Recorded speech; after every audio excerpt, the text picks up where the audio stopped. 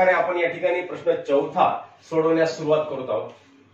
मग काय सांगितलं, n हे mc समचलनात आहे, म्हणजेच n आणि m हे दोन्ही समचलनात आहेत असं आपण लिहू शकतो। म्हणजेच n बरोबर आहे km असं लिहू शकतो आपण। म्हणजेच k काय आहे, k हा चलनाचा स्थिरांक आहे, k हा चलनाचा स्थिरांक आहे असं आपण म्हणू शकतो बेटा, स्थिरांक आहे। मग n बरोबर km, आता n ची किंमत आपल्याला पहिल्या उदाहरणामध्ये काय आहे आणि m ची किंमत काय आहे या आधारे आपण k ची किंमत काढून घेऊयात। n ची किंमत आहे 12 आणि k ची किंमत k लिहायचं आणि m ची किंमत आहे 3। मग k 3 म्हणण्यापेक्षा आपण याला 3k असं लिहू शकतो। 12 बरोबर 3k, म्हणून k बरोबर आहे गुणाकाराचं 3 भागाकारामध्ये गेलं तर काय होते 12/3, म्हणजेच 3 1 3 3 2 7 3 3 9 3 चौक 12, म्हणून k बरोबर किती आला बेटा 4 आलेला आहे। मग k बरोबर 4 म्हणजेच हे काय आहे, चलनाचा स्थिरांक आहे।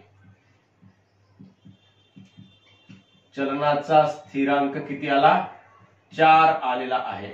मग या 4 च्या आधारे, या स्थिरांकाच्या आधारे आपण काय करायचं, आता आपल्याला चलनाचं समीकरण प्राप्त करता येते। म्हणजे k ची किंमत किती आहे, 4 आहे, म्हणजेच म्हणून n बरोबर आहे 4m, हे काय आहे, चलनाचं समीकरण आहे असं आपण याला लिहू शकतो, चलनाचं समीकरण आहे।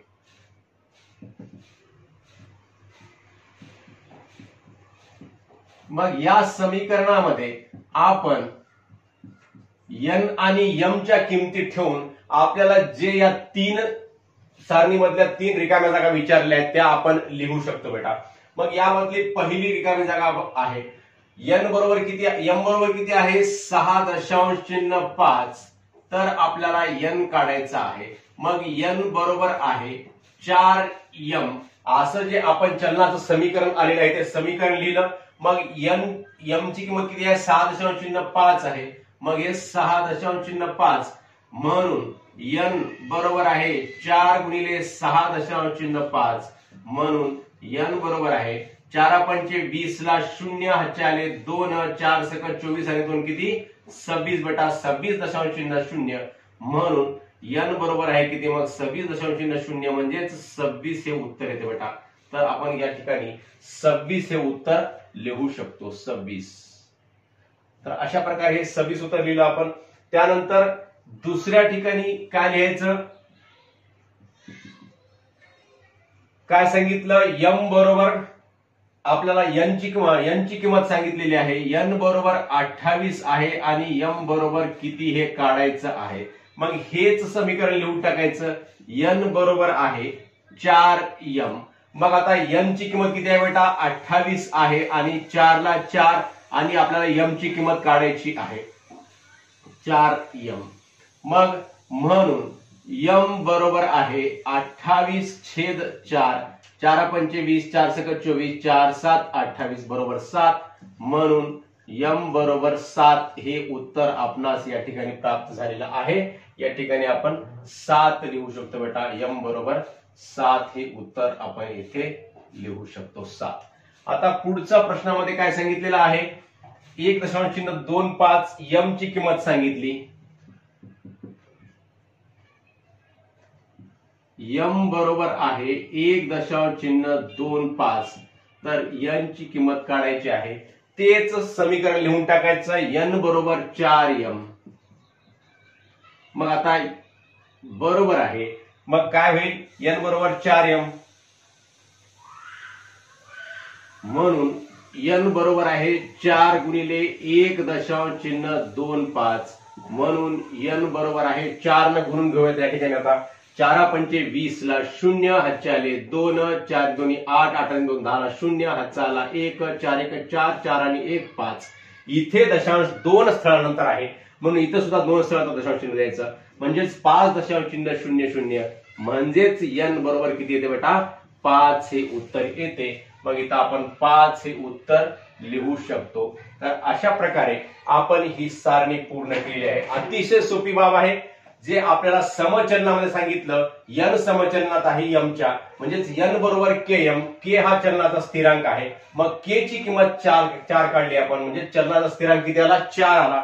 मग हे 4 च्या आधारे n बरोबर km, म्हणजे k ची किंमत किती आहे 4 आहे, म्हणजेच n बरोबर 4m हे चलनाचं समीकरण प्राप्त झालं. आणि या समीकरणाच्या आधारे आपल्याला या तीनही ठिकाणी m आणि n च्या किमती आपण घेतल्या.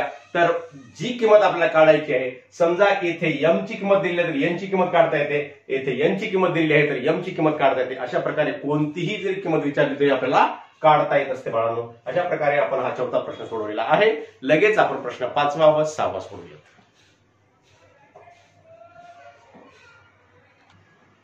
तर मुलांनो, 5वा प्रश्न आहे, y हे x च्या वर्गमूळाच्या समचलनात बदलते आणि जेव्हा x बरोबर 16 तेव्हा y बरोबर 24, तर चलनाचा स्थिरांक काढा व चलनाचे समीकरण लिहा.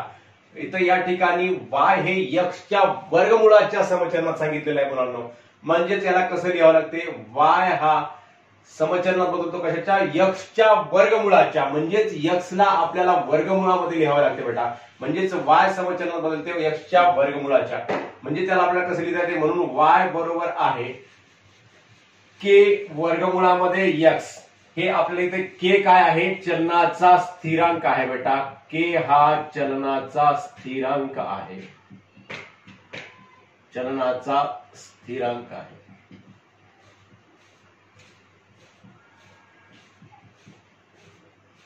तेव्हा चलनाचा स्थिरांक आपल्याला काढायचा, म्हणजे k ची किंमत काढायची आहे. y ची किंमत किती सांगितली बेटा, 24 सांगितली आणि x ची किंमत सांगितलेली आहे 16. मग ह्या किमती आपल्याला यामध्ये ठेवायच्या, म्हणून y ची किंमत 24 ठेवली. 24 बरोबर आहे k आणि वर्गमूळामध्ये किती आहे बेटा 16 सांगितलेला आहे. मग आता 16चं वर्गमूळ किती निघते बेटा, आपणा सर्वांना माहित आहे 16चं वर्गमूळ निघते 4, म्हणून 24 बरोबर आहे k गुणिले 4 असं आपण लिहू शकतो, किंवा 4k असंही आपणास लिहिता येते. म्हणून k बरोबर आहे 24 आणि गुणाकारामधलं 4 भागाकारामध्ये येते बेटा. मग याचं उत्तर काय येते, 4 पंचे 20, 4 सख 24, 6 चा भाग जाते म्हणजेच 6 येते. म्हणून k बरोबर आहे 6. मग k बरोबर 6, k हा काय आहे, चलनाचा स्थिरांक आहे. म्हणून चलनाचा स्थिरांक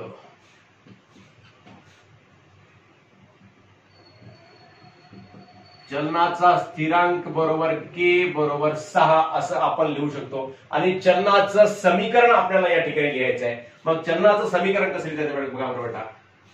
म्हणून चलनाचं समीकरण बरोबर आहे, चलनाचे समीकरण बरोबर आहे. चलनाचं समीकरण कसं लिहितात, k ची किंमत जी 6 सांगितलेली आहे, 6 ही किंमत आपण याच्यामध्ये ठेवल्यानंतर काय होते, k चे चलनाचं समीकरण y बरोबर आहे, y बरोबर आहे 6 वर्गमूळामध्ये x. म्हणजे या किमतीच्या ठिकाणी आपण k ची किंमत 6 ठेवली आणि वर्गमूळात x ला वर्गमूळात x लिहिलं आणि y ला y लिहिलं. तर हे चलनाचं समीकरण आपणास प्राप्त होते. y बरोबर आहे 6 वर्गमूळामध्ये x हे चलनाचं समीकरण प्राप्त होते आणि चलनाचा स्थिरांक k बरोबर 6 या ठिकाणी आपल्याला प्राप्त होतो. आता पुढचा प्रश्न आहे प्रश्न 6वा. सोयाबीनचे पीक काढण्यासाठी 4 मजुरांना रुपये 1000 मजुरी द्यावी लागते. जर मजुरीची रक्कम आणि मजुरांची संख्या समचलनात असतील तर 17 मजुरांना किती मजुरी द्यावी लागेल. म्हणजेच आपण काय समजायचं, समजा मजुरांची संख्या x मानू व मजुरीची रक्कम सांगितलेली आहे ती काय मानू, y मानू. समजा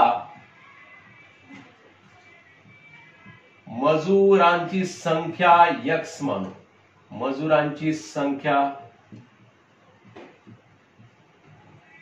x मानू व मजुरीची रक्कम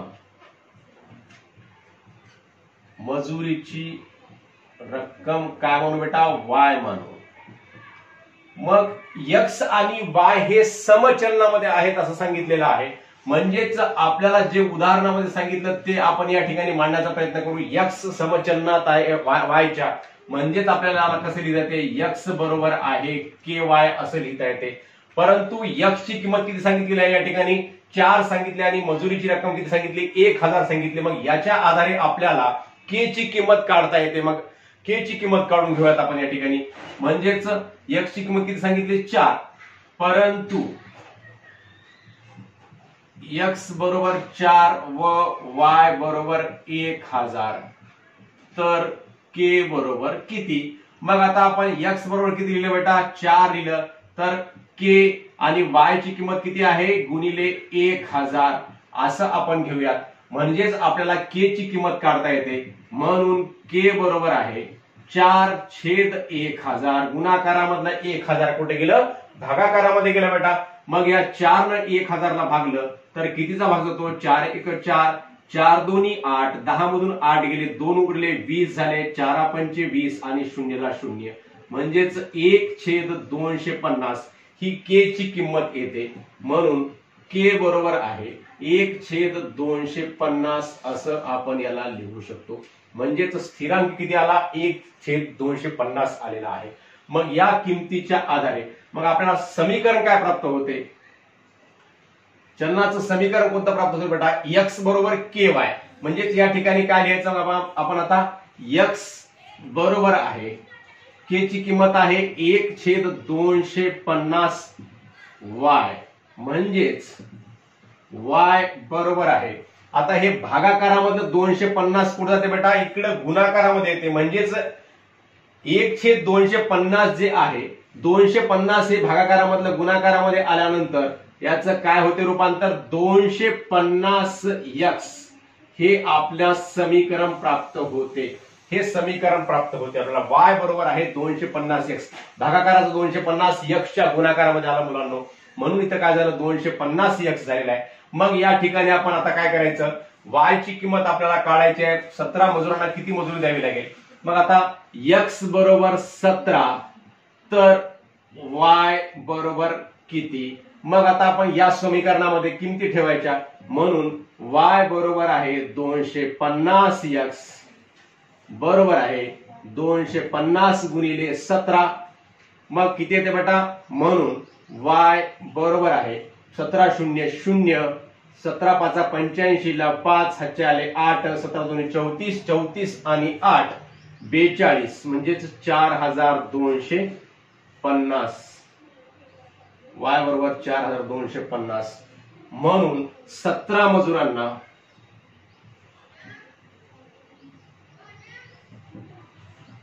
₹4250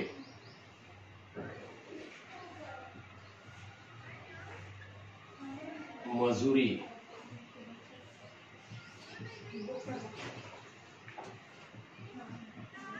द्यावी लागेल असं आपण याला लिहू शकतो। असं आपण याचं उत्तर काढू शकतो। 17 0 0, 17 5 85 ला 5 हातचे आले 8, 17 2 34 आणि 8 42, ₹4250। अशा प्रकारे मुलांनो आपण सराव संच 7.1 मधले प्रश्न 4था 5वा व 6वा या व्हिडिओमध्ये सोडवलेला आहे व हे पूर्ण सराव संच पूर्ण केलेला आहे। आपल्या सर्वांना हा व्हिडिओ आवडल्यास नक्की आपल्या मित्रांना शेअर करा व व्हिडिओवर लाईक व कमेंट सुद्धा अवश्य करा। धन्यवाद मुलांनो।